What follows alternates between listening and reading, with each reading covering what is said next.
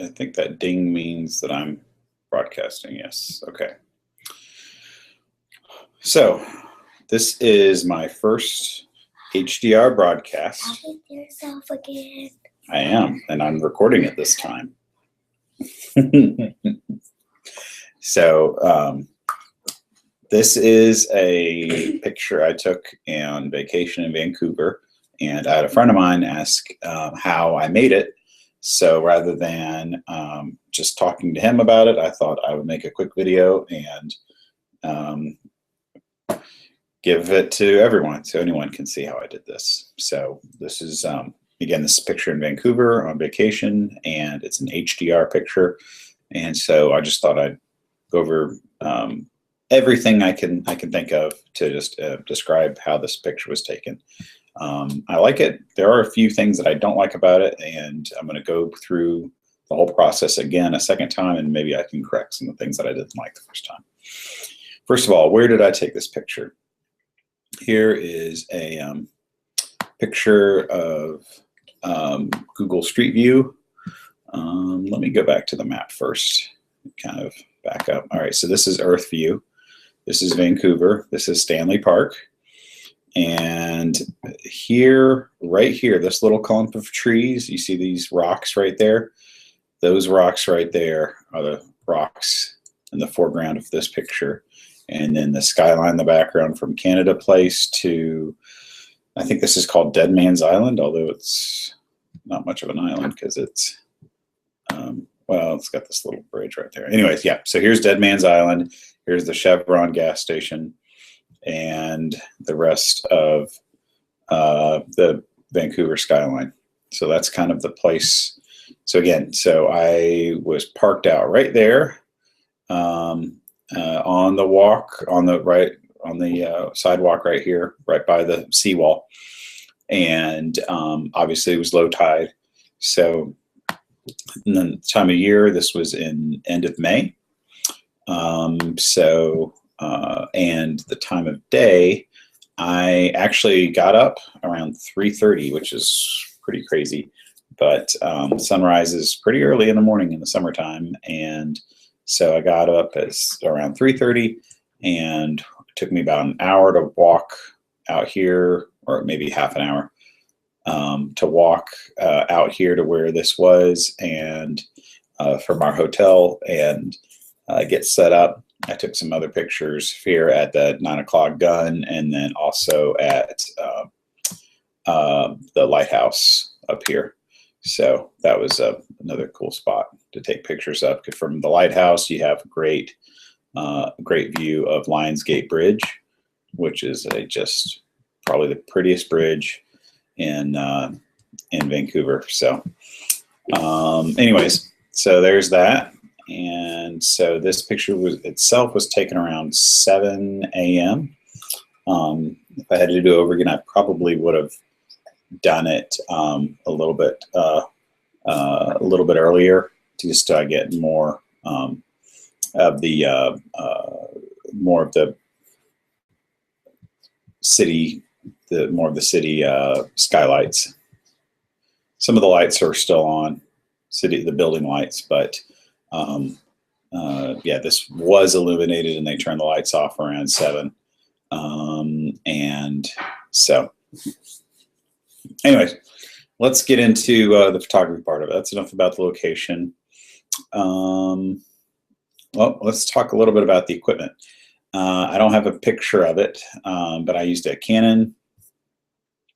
I used a Canon 6D, and I had a 17 to 40 millimeter lens on it. It's a f4 lens.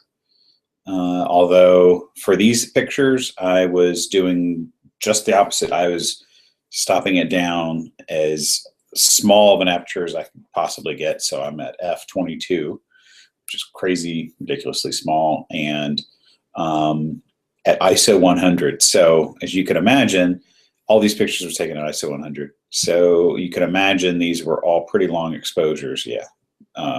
So this one, even though how dark this was still a 2-second exposure. 1 second, 4 seconds, half a second, 8 seconds, a quarter of a second, and finally 15-second long exposures. Obviously, this was done on a tripod. There's just no other way to do it. Don't even try. And not with these many pictures. So let's talk a little bit about how I took the pictures. So I had a tripod, had it set up and composed the way I wanted it. Why did I do ISO 100? I wanted to have the least amount of noise. 17 millimeter to get a nice wide angle all in one picture. F22, if you look closely, it's probably better on one of the overexposed ones. Yeah. All right, so this is a 4-second exposure. You can see here, you get a really nice glassy look from the reflection of the water. So there was not much wind, so there's very, very minimal activity out on the water, but it made for a 4-second exposure and some of the longer ones, it made for a really nice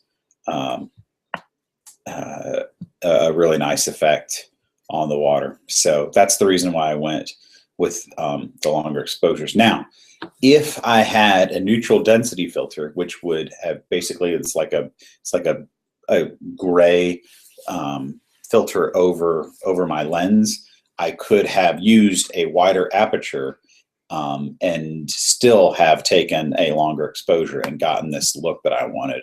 However, I did not have a neutral density filter, not for this lens, so my only choice was to stop it down as small as I could get it, and then take a longer picture that way. One of the disadvantages of shooting at f/22 is every little bit of dust on your lens is going to show up. So if you can, probably good when you can see. If I zoom in here, I got dust all over in the clouds.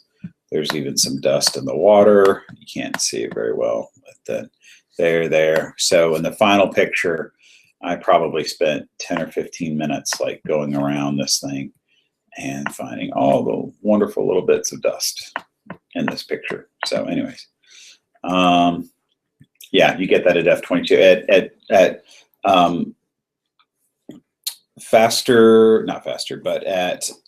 At higher or bigger apertures, the dust doesn't show up. I think it's just a property of how the light focuses in on the sensor as it comes in on your lens, and the dust is so out of focus at higher or bigger apertures or wider apertures that it just doesn't. You don't see it as prominently as you do at f/22.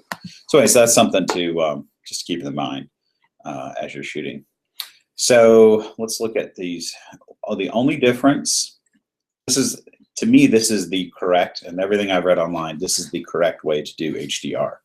Is obviously you need to have a fixed aperture length or aperture size.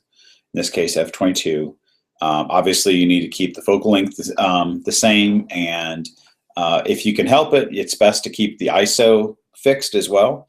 And sometimes that's not possible. And then, so the main variant is just your exposures, your shutter speed. That's really what needs to be the one variable in your HDRs. And if you look at the histogram there, you can see I'm already, even in my supposedly normal exposure, it's still a little underexposed. So this would be considered like -2 stops, I guess, or -1 stop. Sorry, this would be considered +1 stop. This would be -2 stops. This would be +2 stops, and this would be -3 stops, and then this would be +3 stops. So as you can see, I'm doing one stop exposure variance between the pictures. Now, how am I doing that? I'm using a program called Lightroom, and no, I'm sorry, Lightroom. I'm using this is Lightroom. I'm using a firmware called Magic Lantern that is a kind of a hacked firmware that you can install on your Canon software. It only works on Canon. You can go to, I have a link here. You can go to their website and they'll tell you which cameras. There you go. Supported cameras. Oops. Okay. So in Lightroom, there is an option to do HDR, and it does it a little bit smarter than what your camera would do. Typically, a camera would give you 3 exposures: a normal, a underexposed, and an overexposed, and you can set the stops that you want in between those exposures. With Lightroom, you can also tell it the stop you want, but then it allows you to then say, I want 5, or I want 9, or I want 3, or I want 10. So you can set, or there's even an auto where it just kind of figures it out by yourself when you stop getting information that's going to be useful.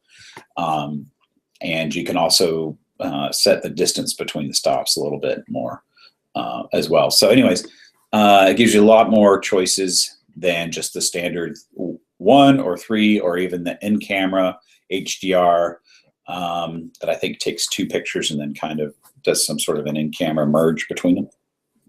This gives you a little bit more fidelity in how you want to handle, and it also allows you to use some other post-processing software that you wouldn't be able to use otherwise.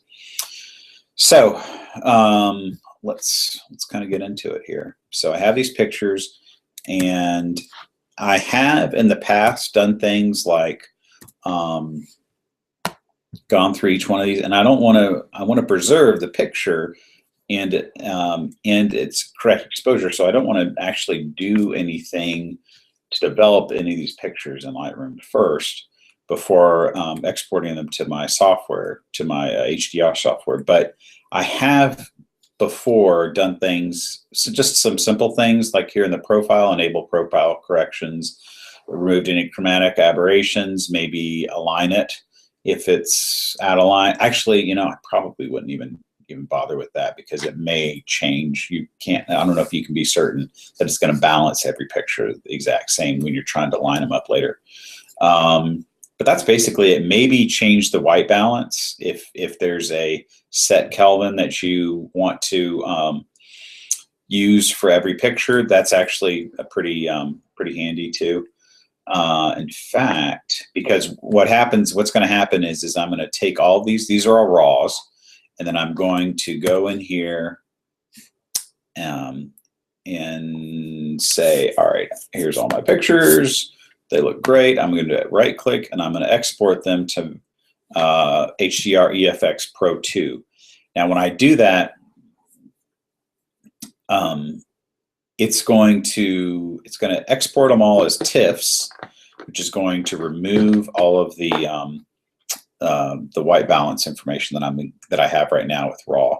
Oh, by the way, just one side note: always shoot RAW, so that way you have, especially with HDR, that way you have your full dynamic range and your white balance in order to correctly fix your exposures afterwards. So, anyways. So I probably need to go in here and change the white balance. These are very, very blue, and I just want to kind of bring out a little bit more color in them. So I'm just going to take this one right here, and I'm going to develop, and I'll go ahead and do some of the things I talked about.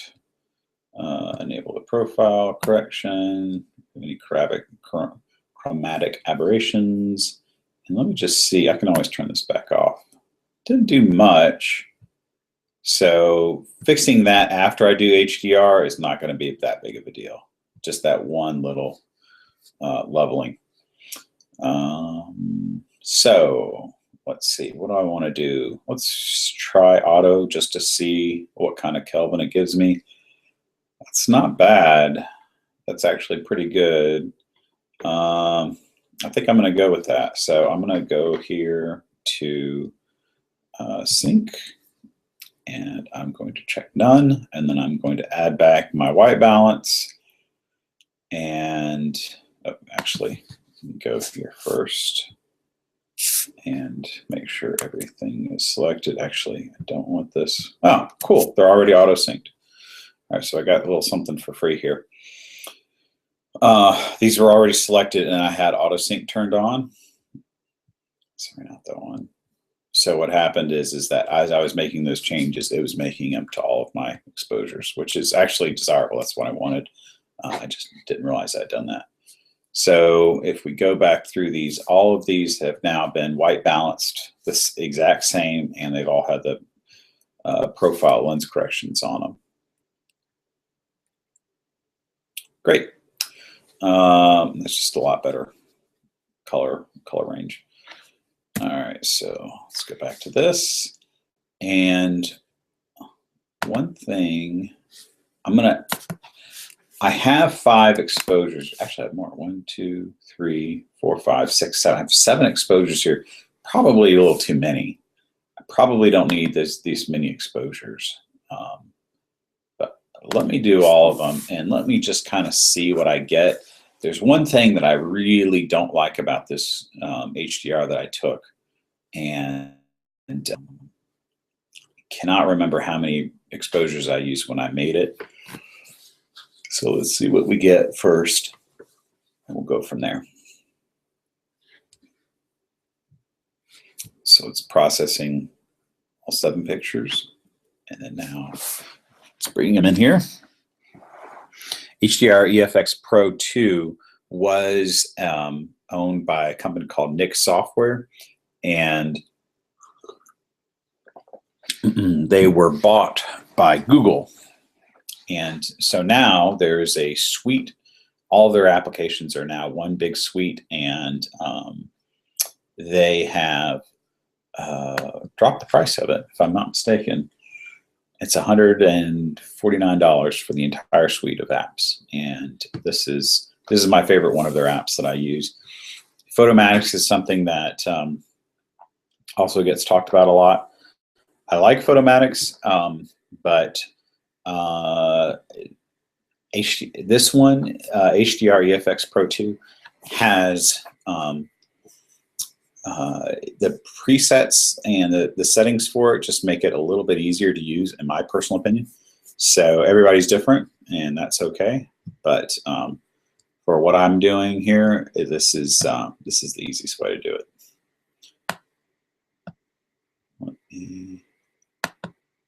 Photomatics can get some pretty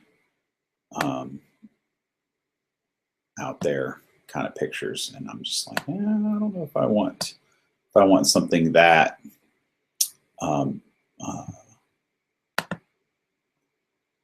that extreme of a look. You can dial it back, and believe me, I do, but yeah, this is already looking better. The other one, the other picture, the first time I did this was a little soft looking, so the detail was lost in the buildings. Now it's really, really sad that it kind of came out that way. The picture itself the composition was great, but but yeah, there's some softness in the buildings. So this looks a lot better. Let me try balanced look and see if that's any better. Get out of this zoomed. Okay. Typically, I just stick with the presets here. I like that. It's a little better. It's a little bit darker too. It's nice. You can get more detail. And some of these do look pretty flat. Like this detail picture looks like, wow, it's HDR, but it's still a pretty flat picture. You can go in and you can dial the contrast in here, or we'll bring it back into Lightroom and do it there. This is always a fun one to look at. This is the bright presets, probably one of my favorites, just because you just get a big pop. And in fact, I'm almost positive this is what I used last time. So I'm probably going to stick with this, but I do want to look at the detail to see if I lost any detail in some of these pictures. Actually, it looks about the same as what I had before. let's go with it. Not the first time I did this, but just a second ago. Looks okay. Again, you can see the noise is definitely more prominent in an HDR picture, and you can see the. No, I'm sorry, I keep saying noise. This is dust. This is my dirty, dirty lens. All right, let's just go with that. We can refine it a little bit in Lightroom. This gives us a nice, pretty well exposed HDR to work with in Lightroom. Okay, and it should be showing up here.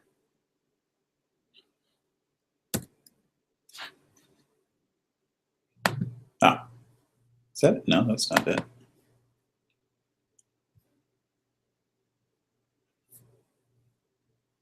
Is it still thinking?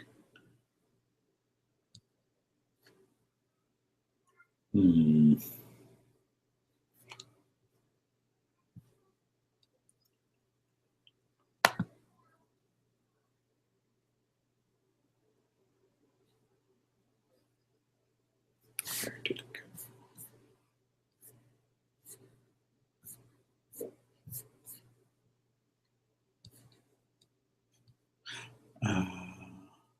Today, there it is.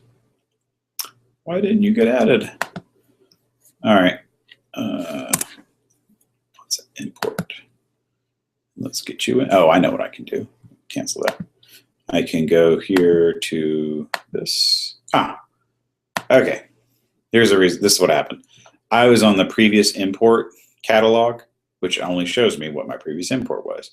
What I should have been on was the actual folder that I am where these pictures are, and then it would have updated with the new picture. So here's the brand new picture that we just did in Lightroom. And I can set it for a pick. Go ahead and give it 5. A nice generous 5 stars. And let's go ahead and develop this. So let's take a look and let's see if let's make sure I got the detail back that I wanted, that I'd lost the first time I did this. So go 3:1. Yes. Detail looks like it's been recovered. I can actually read. I couldn't even read this last time I did this. So let me just do a quick comparison here. This is the one I did the first time. And yeah, you can tell there. It's like, what's going on? It makes any sense. You can't read the chevron. You don't know what this is. So yeah, overall it was well done, but or I liked it, but yeah, the clarity wasn't not there. All right, these rocks look like they came out pretty well too. So now that we have our HDR picture, what are we going to do with it? Let's go to the develop mode, and this is, now we can hit edit, or auto I should say, and realign it properly. And as shot, let's see here. This changes this a little bit. Now remember, we already kind of exposed it, or did a better exposure, and this is what this is telling us, is that it wants to even give it a little bit more of a yellow. We'll dial it down. I don't want to do as much as it said, but get something like that maybe. Have nice, get the colors look, I mean the rocks look good, but then the city is nice as well. And we'll just do this just to see what it wants to do. A lot of times I really don't like its choices.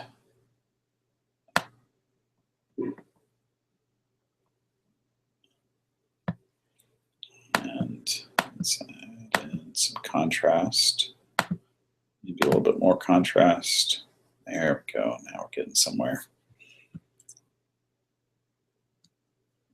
I'm probably not going to do all that much to this.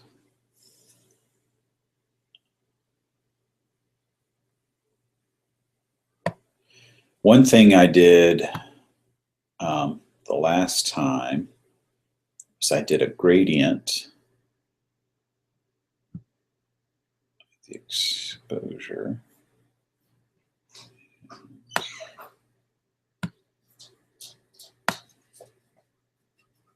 I did something like that. Yes. I'll be done in just a second. I'll be done in just a second. Oops. I don't want that. All right. And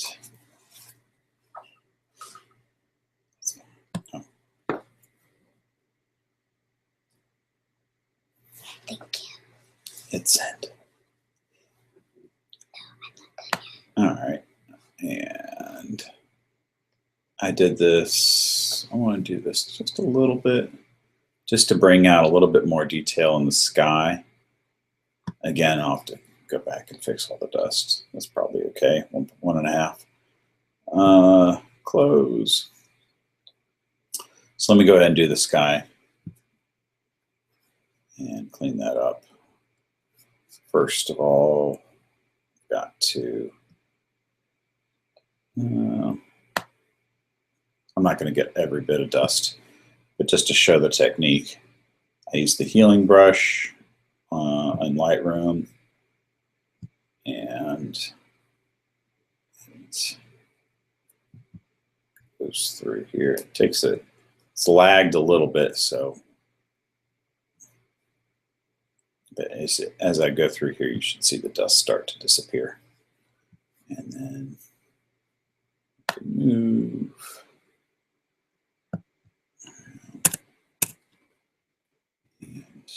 The rest of this dust. Man, there's a lot of dust. When you start looking, you don't realize how much dust you have on these exposures sometimes until you actually start trying to remove it, and you realize, it's everywhere.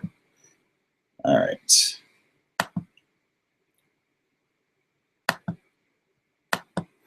Anyways, you get the idea. And so, all right. Back to it.